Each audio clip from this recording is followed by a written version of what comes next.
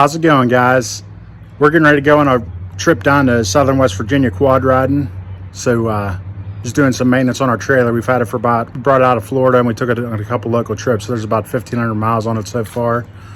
I always recommend, if you buy a brand new axle or a brand new trailer, after you put new bearings and stuff in it, or if it's a new axle, as in the case of a new trailer, after the first 1,000 miles, you should re-torque the wheel bearings, and then you should do it every 12 months also, just to make sure you ain't got a wheel bearing coming loose.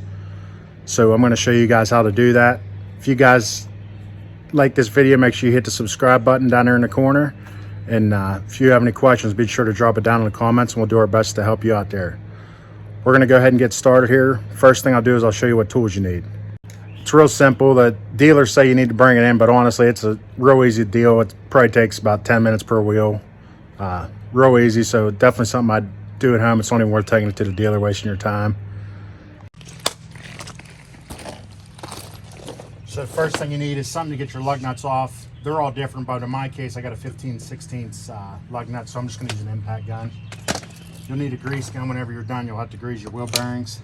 Torque wrench. You'll need a torque wrench or some kind of wrench. It's like 12 inches from the center to where you put your hand.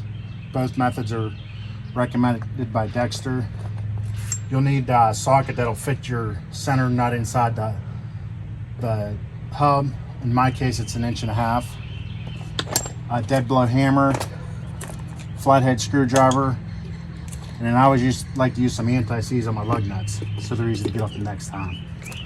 So first, and you'll need a jack too. So the first thing you need to do is jack it up, but you can see I already did that. So jack up your trailer, make sure it's good and stable. Then you take your lug nuts off.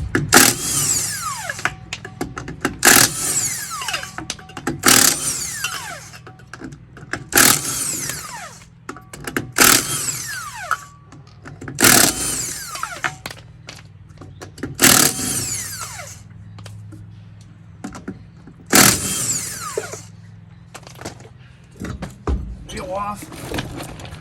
Set it over there out of the way. Then the next thing we got to do is get this cover off. Just be real careful with it. But basically what you got to do is get in behind it and pry it out.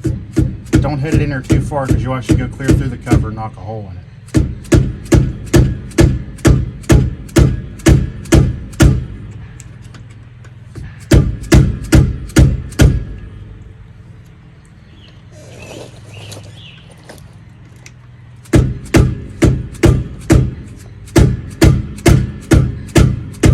Let me get a normal hammer for this.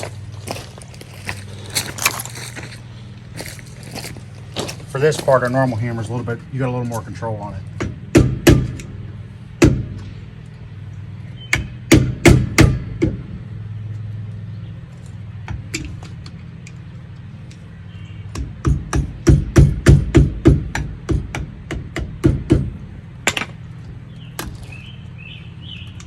This is probably the most tricky part here, is getting this cover off, especially when you got a new axle where the cover's never been off before. Just kind of keep working, and then you'll see it all at once, it'll pop out. So now it popped out, so we'll just keep going around in a circle. Just keep working on here. And once you get where you can't pry anymore, you can actually stick your screwdriver in there sideways. It'll give you some more leverage. It'll just come off like that. A lot of grease in that one. You're going to try and keep dirt out of this. So we'll set it down face up so we don't get dirt out of it. Then grab a rag. You're going to have some rags handy when you do this. Grab a rag. Just wipe all the grease off. You can see once you get down to this point, you're either going to have a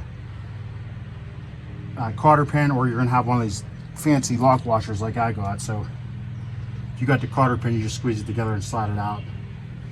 We got this fancy lock washer, so the best way is just get down in behind it and just work it out.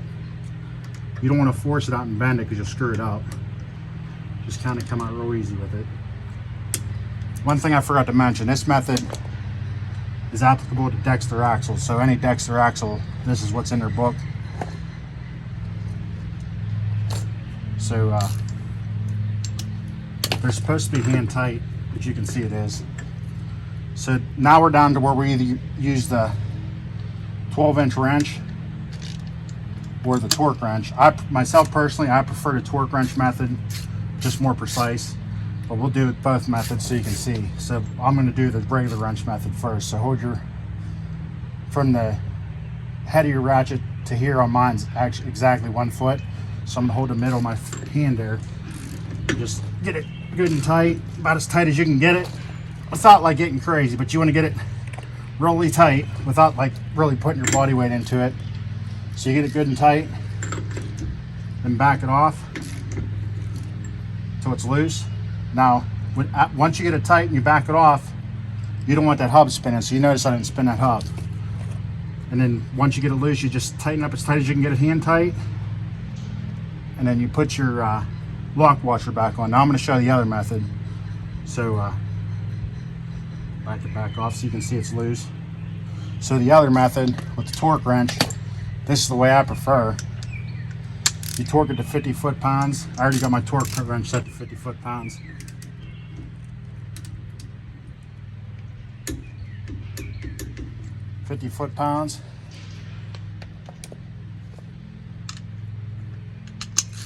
And back it off till it's loose. Basically, from this point forward, it's the same. Snug it up. Oh, I moved it, so we got to start again. You see how I moved the hub here?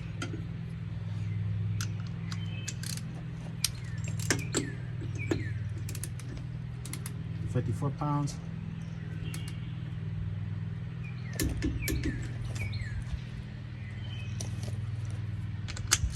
Back it off. And just go to your good and tight, finger tight. Then now I'm going to actually put this on. So to put this on, there's a flat spot that goes up against this flat spot on here. Now if you had a cotter pin, you might have to tweak it, not just the hair, to get your cotter pin in there. But we don't. So this one here, you just line up with that flat spot and then put it on there.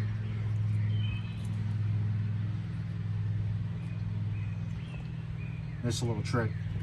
You want to make sure it's straight. And that's all there is to it. Then put our hubcap back on.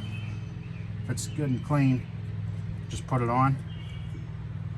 Now, I like to grease it with this cap on there. That way it stores the grease like that one did. There's a barb on that.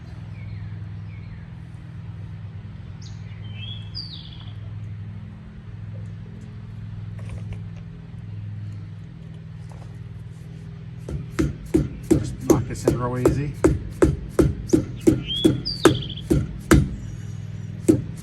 Now you want to use a rubber mallet or a dead blow to do this. Don't use a steel hammer, you'll dent that all up.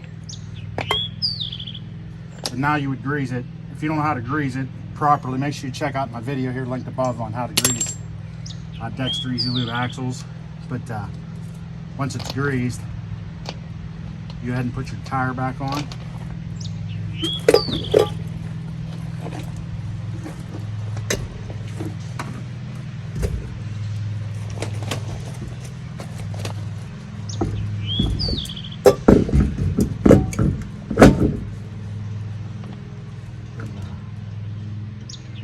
I forgot to put never sees on.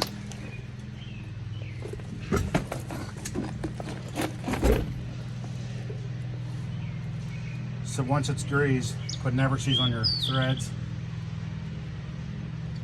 for your studs.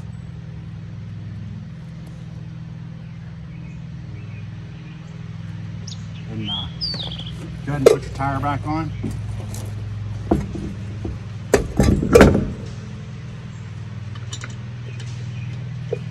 I always start my lug nuts by hand, about 2 turns at least. That way you know for sure they ain't cross-threaded.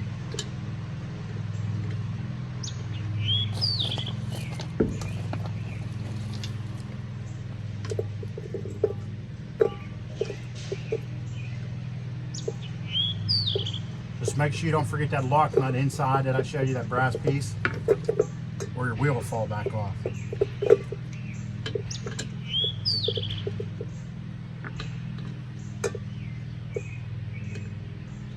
Once you get them started, snag them up, and then a cross pattern.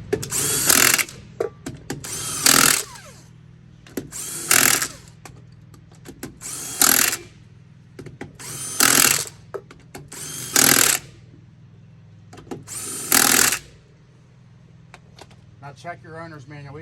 Each lug nut's different. I believe mine's 120. I actually still got to look, and I'll torque when they're on the ground.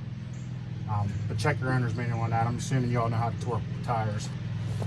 And then just one side note, it is normal to have a little bit of play in here like this. I think the spec is 1 to 10 thousandths. I do got a little bit. You need a little bit, that way when your bearing heats up, it doesn't seize itself up because the stuff heats, it grows.